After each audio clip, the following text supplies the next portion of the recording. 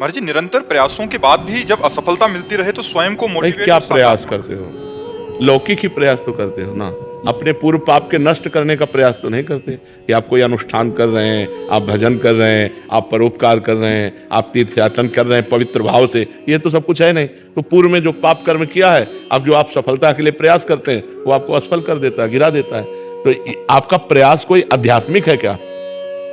तो फिर बिना आध्यात्मिक प्रयास के आप कैसे विजय प्राप्त कर सकते हैं? जो हमने पूर्व में पाप किए हैं, गलतियां की हैं, वो हमको दुख देंगे ना। हम पढ़ लिख करके अच्छा बनना चाहते हैं, हमको गिरा देंगे।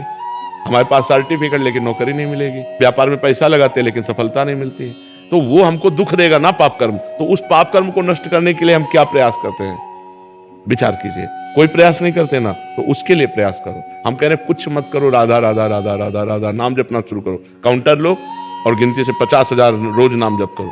फिर हमें बताओ लंबे समय तक, ये नहीं कि अब 4 दिन बाद हमसे प्रश्न करो कि 50,000 नाम जप किया, हमारी नौकरी नहीं लग गई, हमारा काम नहीं बना। लंबे समय तक जप कीजिए, फिर देखिए सफलता मिलती है कि नहीं।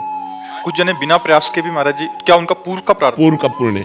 पूर्व का पुण्य है कि उनका प्रयास कोई ज्यादा प्रशंसनीय नहीं है, पर वो सफलता प्रशंसनीय प्राप्त कर रहे हैं, ये पूर्व का पुण्य है। ऐसा भी देखा जाता है कि वो बिना उसमें योग्यता भी नहीं है। बिल्कुल, हाँ, योग्यता भी नहीं, प्रयास भी नहीं, सफलता अधिक है, ये पूर्व का पुण्य उनका काम कर रहा है। योग्यता है, प्रयास भी है, लेकिन सफलता नहीं, ये पूर्व का पाप उसको गिरा रहा है। क्रम होता है, जब पुण्य लगेगा तो आप पाप कर्म करो तो भी उन्नति होती चली जाएगी, और जब पुण्य का संयोग आएगा, जैसे पाप का लगा संयोग, तो अब आप चाहे जितना पुण्य करो, आप चाहे जितना धर्म करो, वो आपको दुखाई देता चला जाएगा। और पुण्य का संयोग है तो आप पाप कर्म करो तो भी आपको सुख मिलता चला जाएगा। लेकिन जब ये पुण्य खत्म होगा और पूर्व का पाप और वर्तमान का पाप मिलेगा तो आपको कष्ट दे देगा। और जब उनका पाप नष्ट हो जाएगा तो ये पुण्य और वो पुण्य पीछे का जब मिलेगा तो उनकी उन्नति हो जाएगी। ये एक क्रम है ईश्वरीय, जो ईश्वरी भागवती है, जो क्रम है वो ये है। तो इसलिए नाम जप करो और अपने पापों को भस्म करके आगे बढ़ो, नाम जप करो। ठीक है।